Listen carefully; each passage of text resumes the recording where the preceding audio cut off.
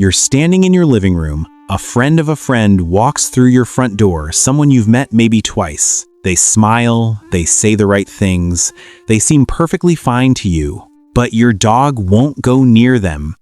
Not aggressive, not barking, just still, watching, staying close to you in a way they don't normally do. You laugh it off. You say, "Sorry, he's a little shy." But somewhere in the back of your mind, a thought forms that you don't quite say out loud. Does my dog know something I don't? And here's the thing that makes that question so interesting, it doesn't feel crazy. It feels true, because you've seen it happen before. Your dog runs up to strangers at the park, rolls over for belly rubs from people they just met. But then there are those specific people, calm, smiling, seemingly normal people, and your dog just won't warm up to them, no matter what. So what is actually happening in those moments? Is your dog psychic? Is this instinct? Ancient wolf DNA? Or is there something far more fascinating and far more rooted in science going on beneath the surface? Because what researchers have discovered over the last 2 decades changes the way you think about your dog entirely, and it might also change the way you think about yourself. There's a study out of Kyoto University in Japan that most people have never heard of, but once you understand it, you can't unhear it. Researchers designed an experiment where dogs watched their owners ask 2 different strangers for help. In one scenario, the stranger helped. In the other scenario, the stranger refused to help. They turned the owner away. After both interactions, the strangers offered the dog a treat. The dogs who watched the stranger refuse to help their owner? They refused the treat. They turned away from a person offering them food, one of the things dogs want most in the world, because they had watched that person be unhelpful to someone they loved. Let that sit for a second. Your dog isn't just living in the present moment. They are times watching. They are building a model of who people are based on how those people treat you. They are making social judgments and acting on them. This wasn't a fluke. The study was replicated. The behavior was consistent. Dogs, it turns out, are not simply loyal to the person who feeds them. They are loyal to a much deeper idea. They are loyal to your well-being. But the Kyoto study is only one piece of this, because there's another layer, one that lives not in behavior, but in the body. Dogs have a sense of smell that is estimated to be anywhere from 10,000 to 100,000 times more sensitive than a human's. Most of us know this on some level. We know they can sniff out drugs, cancer, missing people. But here's what we rarely talk about. They can smell your emotional state. When a human is stressed, the body releases cortisol. When someone is afraid, there are chemical changes that happen in sweat, in breath, in the microscopic molecules the body releases constantly. When someone is tense, even if their face is calm, even if their voice is steady, their body is telling a completely different story. And your dog is reading that story in real time. A study published in the journal Times Animal Cognition Times found that dogs could reliably distinguish between the smell of a relaxed human and a fearful human, and they responded differently to each. Not because the fearful person was dangerous, but because the chemical signal of fear communicates something important. Something is wrong here. So when that person walks into your living room smiling, seeming fine, your dog isn't looking at their face. Your dog is breathing them in, reading the cortisol, reading the tension in their jaw, reading the micro-tightness in their shoulder that you, with your far less calibrated senses, simply missed. Your dog caught what you couldn't. And this is where it gets interesting, because the science goes even deeper than smell. There's a branch of research that looks at how dogs process human body language, and what they found is almost unsettling in how precise it is. Dogs track micro-movements, the tiny, involuntary physical signals that humans produce constantly without awareness. The slight shift of weight, the angle of the gaze, the way the breath changes when someone is about to lie, or when someone is suppressing an emotion. A study from the University of Vienna found that dogs can distinguish between a person who is being deceptive toward their owner and one who is being honest even when the deceptive person is trying to appear friendly. The dogs weren't fooled by the performance. They were responding to the inconsistency between what the person's body was saying and what their behavior was projecting. This is the word that keeps coming up in the research: inconsistency. Because here's what dogs are built for. They are built for time's predictability, for nervous system safety. Dogs co-regulate with the humans they love. That means their emotional state actually synchronizes with yours. Their breathing slows when you're calm. Their alertness spikes when you're tense. They are not separate from your emotional experience. They are woven into it. So when a person enters the room whose external presentation doesn't match their internal state, someone whose words are warm but whose body is tight, someone who smiles but whose cortisol says something different, your dog experiences that as a disruption, as a break in the signal, and their nervous system responds to that break the only way it knows how, with caution. But here's the part nobody tells you, and this is the piece that completely reframes the whole conversation. Your dog is not detecting evil.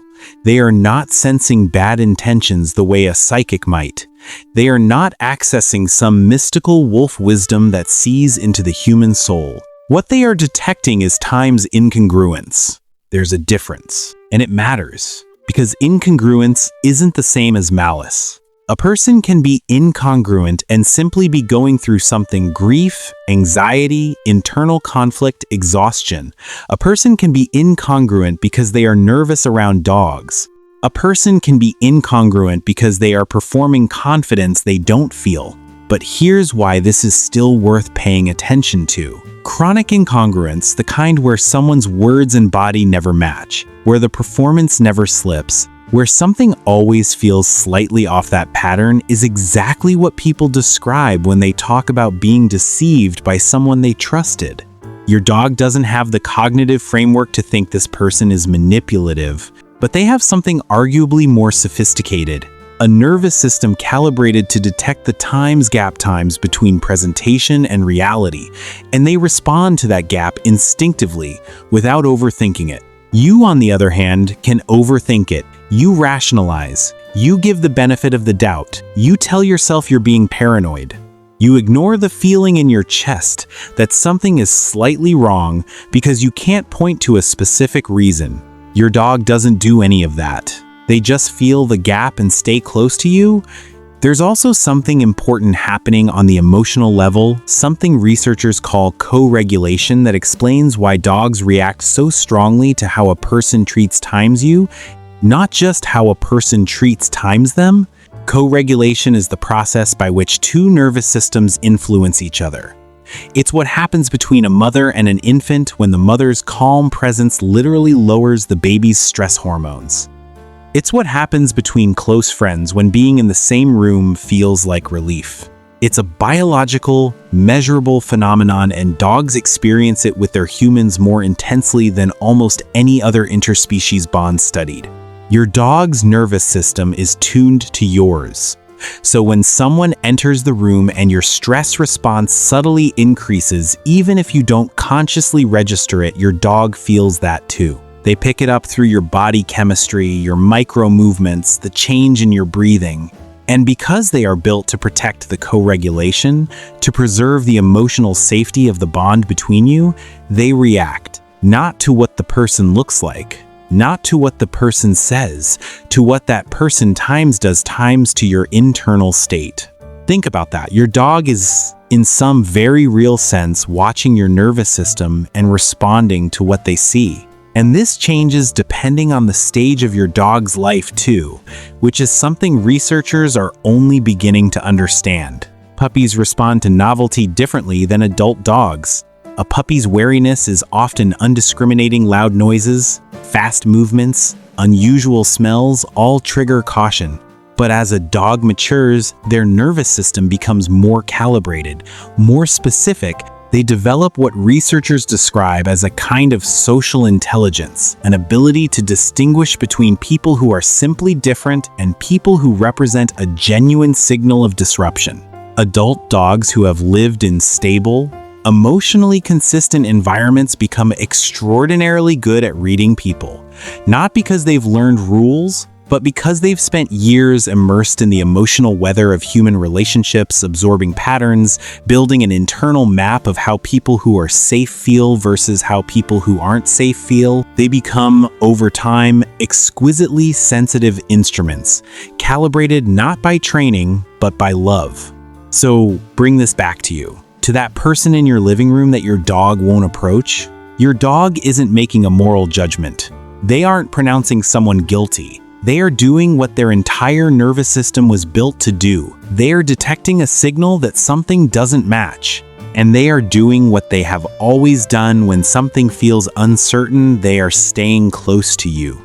Not because they are trying to protect you from a bad person specifically, but because when the signal doesn't feel right, staying close to the person they trust, staying close to their source of safety is the only response that makes sense.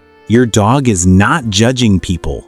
Your dog is protecting the bond. There is something quietly profound about that, if you let it land. In a world where humans have become extraordinarily good at performing at managing impressions, crafting presentations, hiding what we really feel, dogs haven't evolved to be deceived by performance. They aren't reading the script. They are reading the nervous system behind it.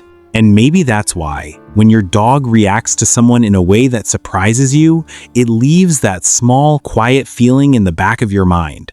Not because you believe in psychic animals, but because somewhere you recognize that your dog is picking up something real. Something that your more complicated human brain filtered out in the name of politeness, or benefit of the doubt, or not wanting to be wrong. Your dog doesn't need to be right about the person, they just need to be honest about the signal. And they always are. So the next time your dog pauses at the door, or stays just a little too close to you, or refuses the treat from the stranger whose smile seems perfectly fine, don't dismiss it entirely. Not because dogs are magical, not because instinct is infallible, but because your dog's nervous system is reading a frequency you might have learned somewhere along the way to stop trusting in yourself. They aren't seeing the future, they're seeing the present clearly, honestly, without the noise that makes it so hard for us to see it too. And they're staying right beside you while they do.